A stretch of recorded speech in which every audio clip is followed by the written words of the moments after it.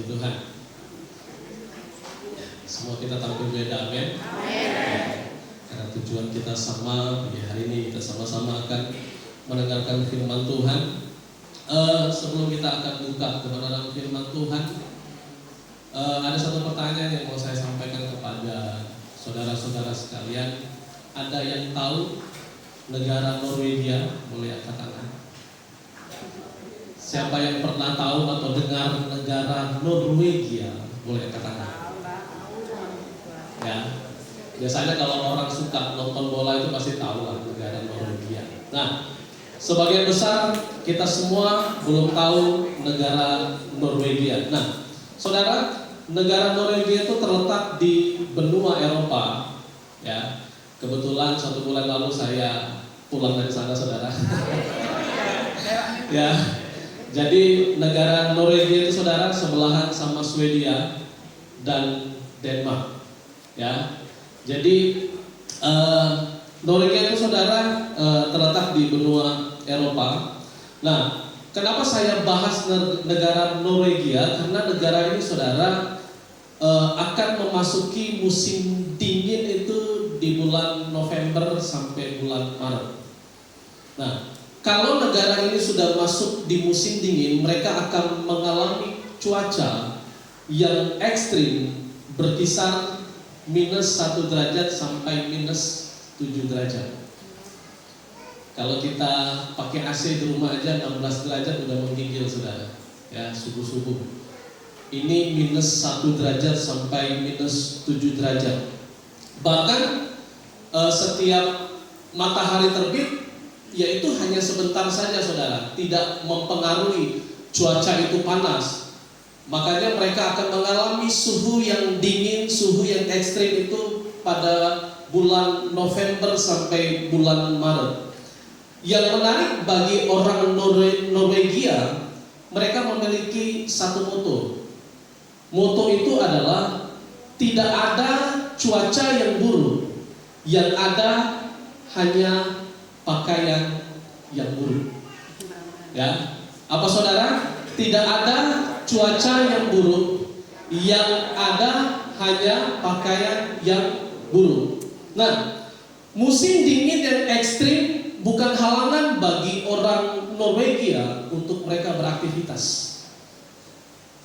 Musim dingin dan ekstrim bukan halangan bagi orang Norwegia untuk melakukan kegiatan pekerjaan mereka setiap hari. Karena kenapa? Karena kuncinya adalah memakai pakaian yang tepat. Amin. Nah, prinsip ini juga dapat diterapkan dalam hal rohani, saudara. Ada kalanya cuaca buruk seringkali datang dalam kehidupan orang percaya. Baik itu berupa masalah, persoalan-persoalan yang silih berganti, tekanan hidup yang mungkin membuat hidup saudara tertekan, sehingga pikiran saudara mulai stres, depresi, frustasi, sehingga imun saudara semakin turun melemah, sakit penyakit yang datang dalam kehidupan saudara, masalah keluarga, masalah anak-anak, masalah ekonomi, masalah pekerjaan. Bahkan mungkin ada di antara saudara yang merasa hidupnya kesepian, ya, kosong, sepi aja. Nah, pertanyaannya kepada kita pagi hari ini, sudahkah kita berpakaian dengan benar? Halo, saudara, sudahkah kita berpakaian dengan benar? Nah, bagaimana pembahasan kita, saudara, dalam Filipi pasal yang ketiga? Ya, dari ayat pertama sampai 4a, Paulus menasihatkan kepada jemaat Filipi akan adanya cuaca buruk, adanya bahaya yang akan mengancam iman mereka. Makanya, saudara, dalam Filipi pasal yang ketiga, Paulus katakan hati-hatilah, hati-hatilah, hati-hatilah sampai 3 kali. Karena kenapa? Karena Paulus ingin menasihatkan kepada jemaat yang ada di Filipi akan adanya cuaca buruk. Mari, saudara, kita baca dalam Filipi pasal 3 ayat pertama sampai 4a saja. Sudah menemukan, saya undang kita semua untuk bangkit berdiri.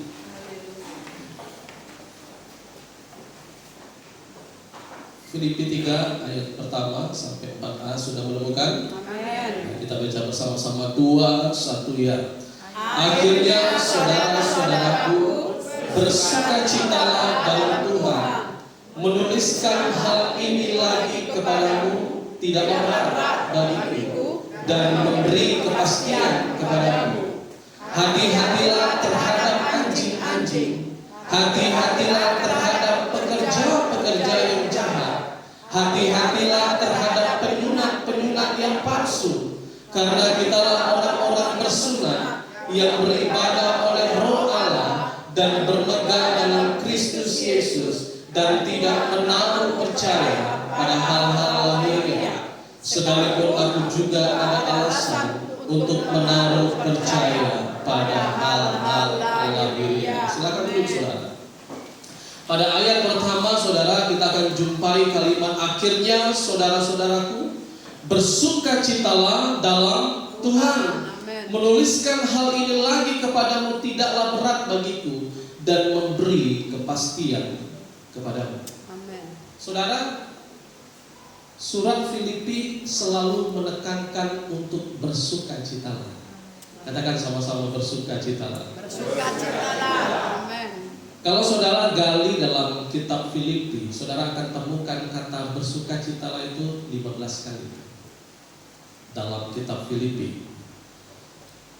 Dari pasal 1 sampai pasal 2, Paulus selalu mengawali perkataannya kepada jemaat yang ada di Filipi untuk bersukacita. Tetapi pada pasal yang ketiga saudara, Paulus baru menekankan prinsip kepada jemaat yang ada di Filipi untuk mereka bersukacitalah di dalam Tuhan. Amen. Ya. Dan ada satu prinsip dasar yang Paulus mau katakan kepada jemaat yang ada di Filipi untuk mereka bersukacita dalam Tuhan. Seringkali keadaan membuat kita kehilangan sukacita. Amin.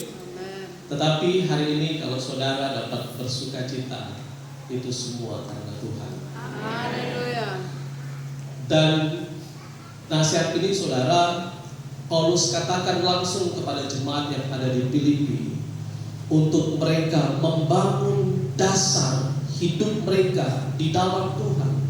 Tujuannya supaya mereka mendapat sukacita itu di dalam Tuhan.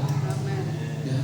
Sekalipun saudara ada banyak ancaman-ancaman yang dapat merebut sukacita kita, tetapi saudara tidak punya alasan untuk tidak dapat bersukacita dalam Tuhan. Makanya saudara harus bangun terus dasar hidup saudara, prinsip hidup saudara di dalam Tuhan, sehingga saudara dapat temukan sukacita itu dalam Tuhan. Karena kenapa? Orang yang dekat dengan Tuhan, mereka akan menerima buah-buah roh itu dalam hidup kita. Salah satunya adalah sukacita. Saudara, Paulus punya alasan juga dalam hidupnya untuk tidak dapat bersukacita. Kenapa? Waktu Paulus menyampaikan firman Tuhan ini, pesan ini kepada jemaat yang ada di Filipi, kita tahu posisi Paulus berada dalam penjara. Paulus punya alasan untuk dia tidak dapat bersukacita karena keadaan Paulus sedang berada dalam penjara. Tetapi Paulus mengatakan kepada jemaat yang ada di Filipi, jemaat yang kukasihi, saudara-saudaraku yang kekasihi, sekalipun kondisi hidupku berada dalam penjara, tetapi aku dapat bersukacita karena Tuhan. Amen. Aku dapat berbahagia karena Tuhan, karena bukan keadaan yang membuat aku tidak menjadi sukacita, tetapi karena Tuhanlah yang membuat aku bersukacita. Amen. Saudara, kalau kita lihat keadaan, sangat sulit untuk kita dapat tersenyum. Sangat sulit untuk kita dapat bersukacita. Tetapi kalau saudara mendasarkan hidup saudara di atas segala-galanya di dalam Tuhan, saudara dahulukan Tuhan di atas segala-galanya dalam pekerjaanmu, engkau akan dapat bersukacita. Amen. Sekalipun keadaan tidak baik saja, saudara tidak punya alasan untuk tidak bersukacita. Saudara mungkin tidak sedikit orang percaya saudara, pelayan-pelayan Tuhan waktu ngalamin goncangan, kita punya alasan untuk sedih. Kita punya alasan untuk tidak datang ke gereja. Kita punya alasan untuk tidak bersyukur kepada Tuhan. Tetapi waktu kita waktu hidup kita dipimpin oleh Roh Kudus, sukacita itu mengalir tanpa alasan, saudara. Amen. Saudara dijahatin orang, saudara punya kasih lebih besar daripada saudara membalas kejahatan itu. Amen. Dan inilah spesialnya kalau hidup orang dipimpin oleh Roh Kudus, Amen. Amen. dipenuhi oleh Roh Kudus. Situasi apapun yang datang dalam hidup saudara, saudara akan tetap berbahagia. Haleluya. Saudara akan tetap bersukacita. Amen. Makanya saudara, berdasarkan pembacaan kita dalam Filipi 3 ayat 1 sampai 4a, ada beberapa outfit atau pakaian yang Tuhan sediakan untuk kita pakai dalam menghadapi cuaca yang buruk atau ekstrim. Pakaian yang pertama itu bicara tentang bersukacita Amen. dalam Tuhan. Bilang kiri kanan, bersukacita dalam Tuhan. Sukacitalah dalam Tuhan. Amen. Kenapa kita perlu bersukacita? Karena ini panas tubuh kita di tengah dinginnya dunia. Dunia ini dingin, saudara. Amen. Hari ini saudara ngerasain cuaca dingin, itu baru cuaca. Tapi saudara lihat orang-orang hari ini kasihnya makin dingin. Ya, terjadi pemberontakan, kerusuhan, demonstrasi karena ketidakadilan yang terjadi, saudara.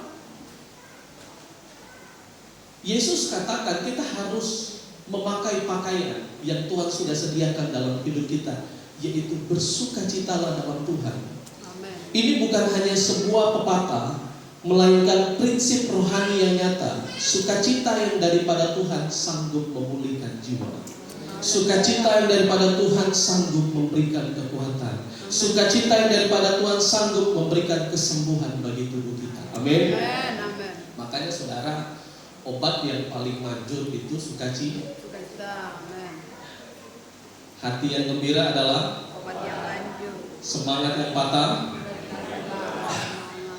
Jadi saudara, obat yang paling manjur itu cuma bahagia. Obat yang paling manjur itu cuma sukacita. Banyak penelitian medis membuktikan bahwa orang yang hidup dengan hati yang penuh sukacita, tubuhnya lebih sehat.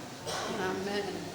Orang yang hidupnya penuh dengan sukacita, panjang umur. Amen. Makanya saudara, lihat kiri kanannya. Lihat dulu kiri kanannya saudara. Ya, bilang saudara dengan hati yang lembut, kalau kamu mau tubuh sehat, bilang dulu saudara, kalau kamu mau punya tubuh sehat, berbahagialah. Kalau kamu mau panjang umur, sukacitalah. Amen. Saudara, saya tidak tahu di antara saudara mungkin ada satu minggu yang sudah tidak bisa tersenyum lagi. Saudara, senyum itu hal yang receh. Anak-anak Gen Z itu bilang receh, tapi itu bisa mempengaruhi kondisi hidup kita loh. Amen. Ya, makanya tidak ada yang salah saudara. Setiap acara televisi itu selalu ada acara entertainment yang namanya komedi. Tujuannya supaya apa? Supaya yang menonton tertawa, berbahagia. Nah, makanya saudara, banyak penelitian fisiologi dan medis mendukung firman Tuhan. Yang pertama, hati yang gembira itu mengurangi stres. Amen. Amin. Tertawa dan perasaan bahagia menurunkan hormon stres yang disebut kortisol. Stres kronis sering terjadi berbagai macam penyakit, salah satunya jantung, darah tinggi, dan gangguan pencernaan. Jadi kalau saudara sudah mulai tensinya darah tinggi, saudara kurang bahagia. Loh, stres saudara. Iya. Jadi saudara hati-hati kalau kepala saudara sudah mulai goyang-goyang ini. Pas waktu detensi, tinggi lagi. Nah, firman Tuhan katakan, medis katakan, saudara stres. Stres itu bisa terjadi karena saudara kurang sukacita. Amen. Dan ini bisa mempengaruhi kondisi tubuh kita, saudara. Saudara, masalah itu kan ada pujian katakan, setiap masalah itu punya kadar luarsanya. Ada expirednya, saudara. Iya. Jadi kalau saudara punya masalah, ya saudara tinggal tunggu expirednya aja. Oh, 1 minggu lagi ya, berarti masalahnya hilang 1 minggu lagi. Atau 1 bulan lagi, saudara hadapi masalah itu, saudara. Karena ada masa kadaluarsanya. Tetapi yang Tuhan mau hati kita terus bersuka cita. Amen. Yang kedua, kenapa kita harus bersuka bersukacita. Menurut medis mereka mengatakan meningkatkan sistem imun. Ya. Orang yang sering tertawa terbukti punya antibodi lebih kuat sehingga lebih tahan lama terhadap penyakit. Amin. Jadi saudara jangan pernah heran lihat ODGJ orang gila, tubuhnya sehat. Saudara, tahun 2020, tahun 2021 ya, itu kan COVID lagi kenceng-kenceng kan. Saudara pernah lihat berita nggak? Orang gila mati karena COVID. Ayo jujur saudara. Saudara pernah lihat berita orang gila mati karena COVID? Yang ada orang sehat. Yang mati itu adalah orang sehat saudara. Waktu dia dirawat di rumah sakit, akhirnya dia lihat berita ketakutan sehingga ketakutan itulah yang membunuh hidupnya sendiri. Makanya saudara harus berbahagia supaya apa? Meningkatkan sistem imun saudara. Amin. Supaya lebih kuat. Yang ketiga, melancarkan peredaran darah. Amin. Tertawa membuat pembuluh darah melebar dan aliran darah lebih lancar, baik untuk jantung. Nah, ini khususnya untuk bapak-bapak. Ya, bapak-bapak banyaklah tertawa. Tertawa dulu sama kiri kanannya. Ya, baik untuk melancarkan peredaran darah. Dari keempat, yaitu mengurangi rasa sakit. Saat kita bersukacita, tubuh memproduksi endorfin, hormon bahagia, yang bekerja sebagai obat penghilang sakit alami. Amin. Makanya saudara, Paulus tidak punya alasan untuk tidak bersukacita, Amin. sekalipun di dalam penjara. Karena sukacita yang diperoleh dalam Tuhan itu membuat kehidupannya makin bertumbuh dalam Tuhan. Amin. Oleh sebab itu saudara, mari kita nyanyi dulu satu lagu. Hati yang gembira adalah obat.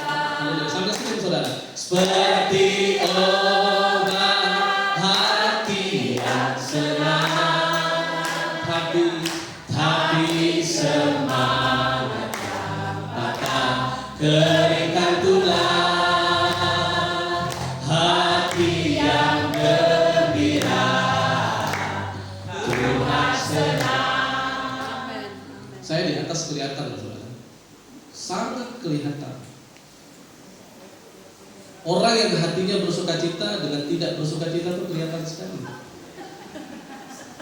Ada orang hati yang gembira. Loh, maksudnya apa saudara? Kita ini kan lagi memuji Tuhan. Amin. Ya, bukan lagi nyanyi lagu sedih saudara. Saudara, sukacita itu saudara mungkin anggap enteng.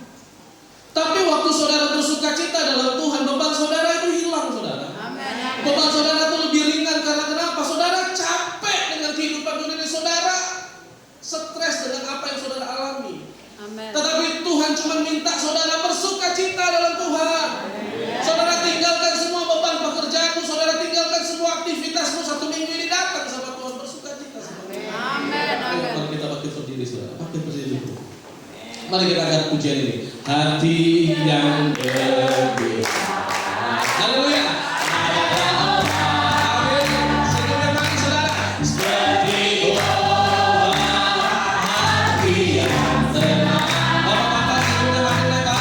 Hati semangat keringkan tulang. Haleluya. Hati yang gembira Tuhan.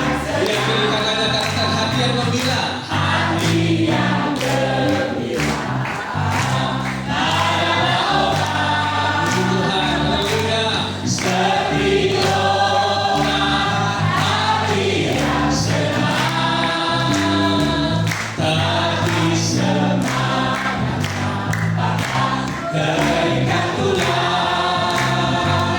Hati yang gembira Tuhan senang.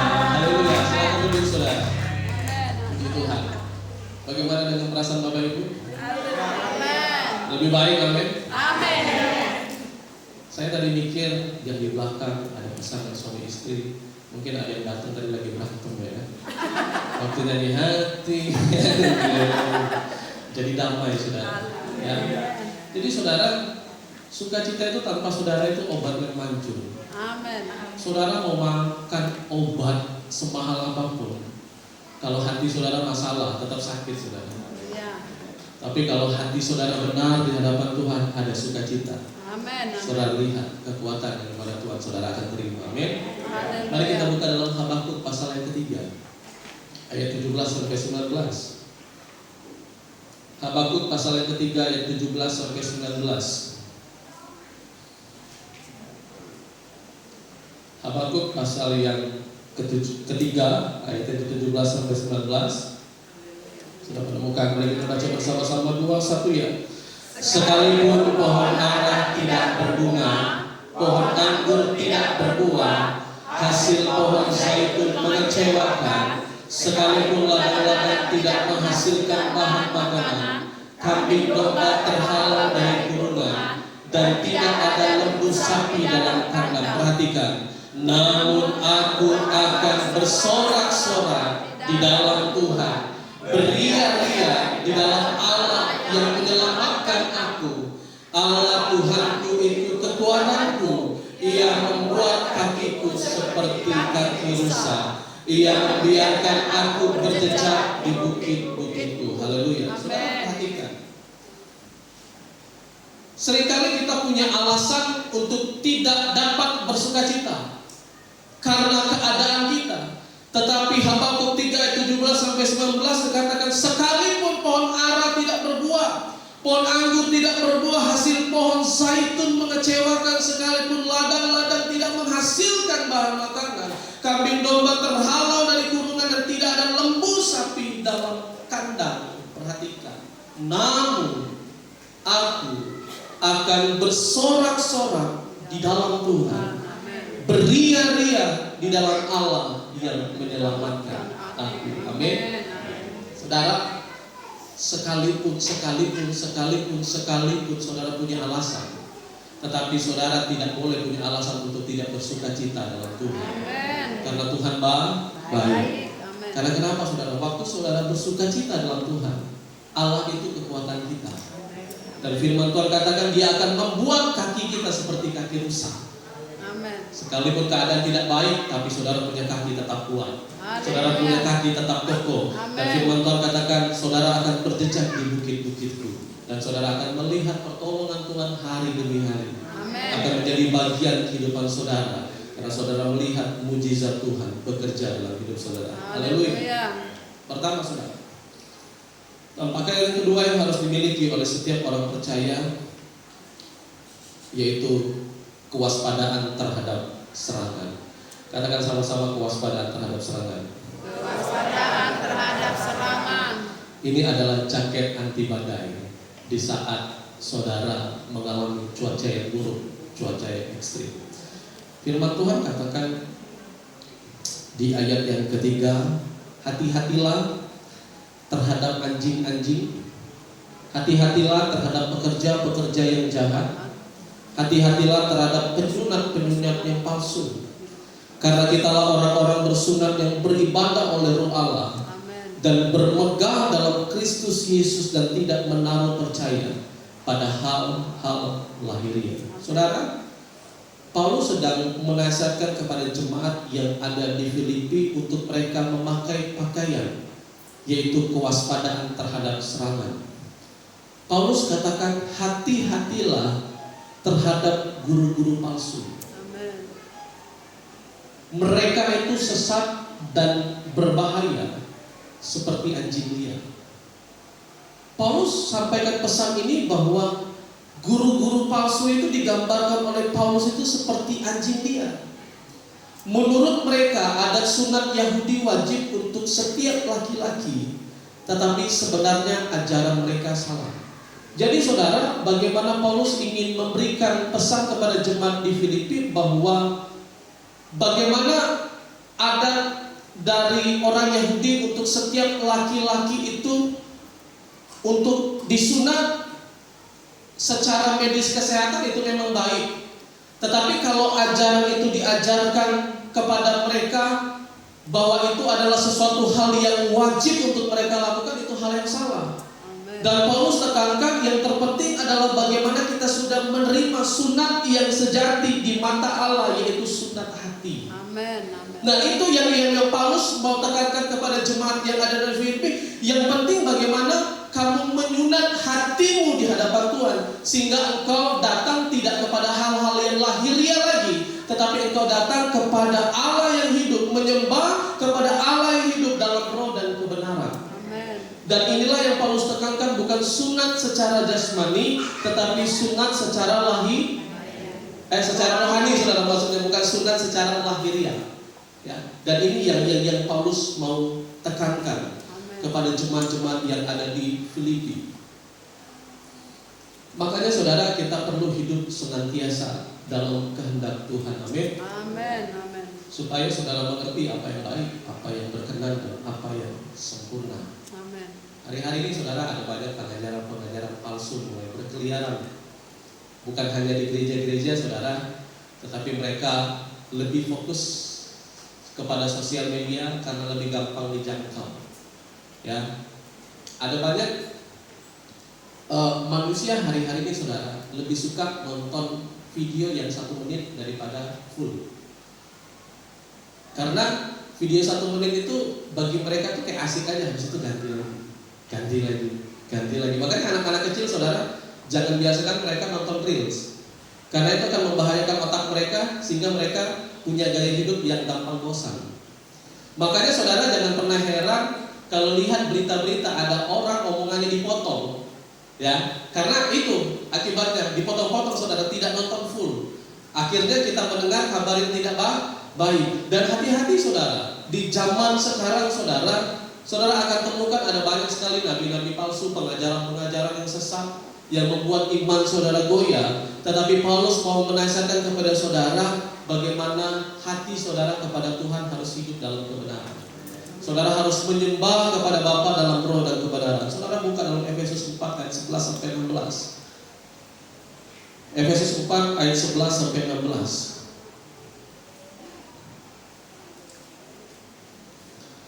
Efesus 4 ayat 11 sampai 16. Sebelum membuka, mari kita baca bersama-sama. 2, 1, ya.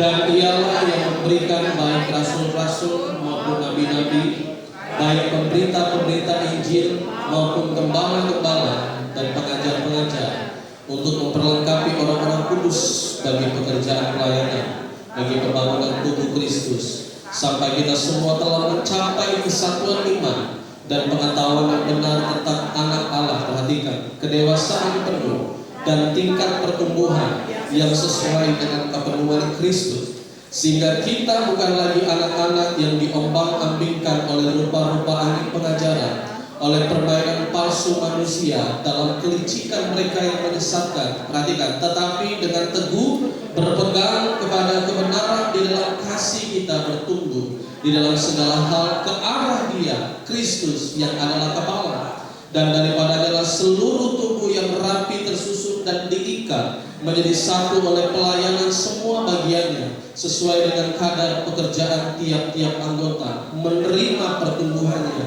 dan membangun dirinya dalam kasih. Firman Tuhan mengatakan sampai kita semua telah mencapai kesatuan iman dan pengetahuan yang benar tentang anak Allah, yaitu kedewasaan penuh dan tingkat pertumbuhan yang sesuai dengan kepenuhan Kristus. Amen. Saya pernah singgung ini saudara beberapa bulan yang lalu, bahwa Tuhan tidak tuntut kita sempurna, karena tidak ada orang yang sempurna. Amen. Tapi Tuhan tuntut kita menjadi orang yang dewasa. Amen. Dewasa penuh, supaya tingkat pertumbuhan kita itu saudara sesuai, benar di hadapan Kristus. Sehingga firman Tuhan katakan, sehingga kita tidak gampang diombang-ambingkan dengan pengajaran-pengajaran, dengan kelicikan-kelicikan manusia yang menyesatkan. Jadi saudara, waktu saudara dengar firman, kalau firman itu menguatkan hidup saudara, kalau firman itu mengajar, mendidik, menyatakan kesalahan saudara, itu baik. Amen. Tapi kalau firman Tuhan itu saudara rasa menyimpang, firman itu saudara rasa dengar kok beda, hanya Roh Kudus saja yang dapat membimbing saudara. Amen. Makanya saudara perlu bertumbuh ke arah Kristus. Amen. Makanya kan di ayat selanjutnya, tetapi dengan teguh berpegang kepada kebenaran. Amen. Yang saudara pegang bukan hamba Tuhan, tetapi tetapi yang saudara pegang kebenaran. Amin. Yaitu firman di dalam kasih bertumbuh di dalam segala hal ke arah Dia, bukan ke arah hamba Tuhan saudara, tetapi ke arah Dia, Kristus yang adalah Kepala. Amin. saudara, kepala kita, pemimpin kita, gembala agung kita itu Yesus. Amin. Makanya saudara itu harus bertumbuh ke arah Dia, Amin. bukan ke arah manusia tetapi ke arah Tuhan. Supaya apa? Supaya Tuhanlah yang membimbing saudara. Amin. Supaya Tuhanlah yang memperlengkapi saudara sehingga saudara memiliki pengertian yang sesuai dengan kebenaran firman Tuhan, sehingga firman Tuhan itu saudara yang menyatakan Amin. kebenaran itu dalam hidup saudara. Dan di ayat selanjutnya dikatakan, dan daripadanya lah seluruh tubuh yang rapi tersusun dan diikat menjadi satu oleh pelayanan semua bagiannya sesuai dengan pekerjaan tiap-tiap anggota. Amin. Sebagai jemaat Tuhan yang bersidang jemaat di GBDI Batu Raja, kita semua adalah anggota tubuh masing-masing. Amin. Tangan tidak mungkin berkata bahwa saya tidak membutuhkan kaki.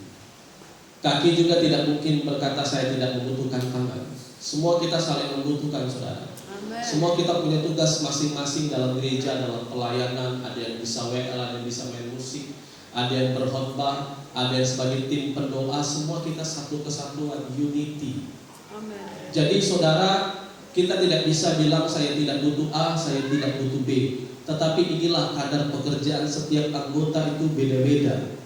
Dan kita semua sedang dibangun kerohanian kita. Amin. Untuk kita dapat menerima pertumbuhan dan membangun diri kita dalam kasih.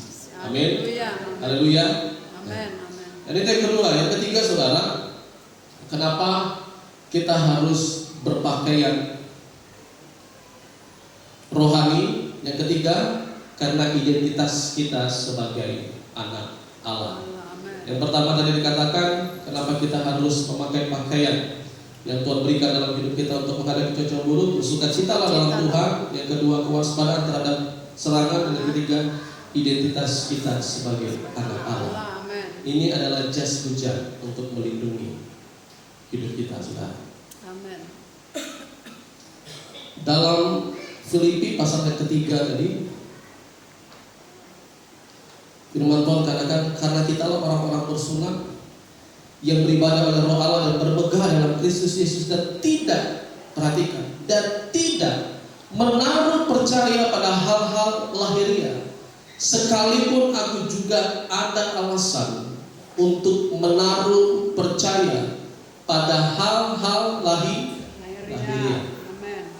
Ada satu kejadian saudara, waktu saya lagi bawa mobil, tiba-tiba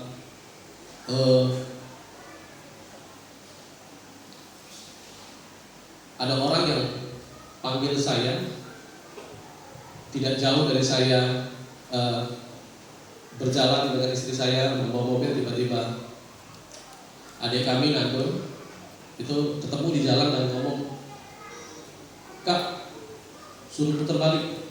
Kenapa? Tadi tetangga lihat katanya kakak yang tabrak kucing. Udah keluar rumah tabrak kucing, perasaan nggak ada yang tabrak kucing ya, ya kan? Akhirnya saya putar balik sama istri, ternyata benar saudara, kucingnya udah mati saudara, tabrak, ya kan? Kepalanya kena. Terus tetangga sebelah bilang, "Wih kak, ngapa kau tabrak kucing ini? Mana kakak pakai baju putih, bukalah baju putih kakak, bungkuslah kucing ini, ya kan? Kuburilah." Saya bilang, "Bu, perasaan saya nggak tabrak kucing deh." "Ah, kakak yang tabrak kucing." "Kami juga mobil kakak yang tabrak." "Bukan, Bu, saya tidak ada pernah tabrak kucing. Kalau saya tabrak kucing pasti kerasa.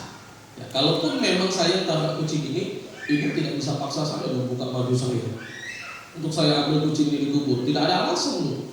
Ya kalau memang kucing ini mati ya saya tinggal ambil yang lain, Bu. Masa baju saya pakai untuk kuburin kucing?" Ini kan bicara tentang hal-hal lahiriah, saudara, hal-hal yang moyer. Yang percaya tidak percaya ya saya tidak percaya saudara dengan hal-hal yang demikian.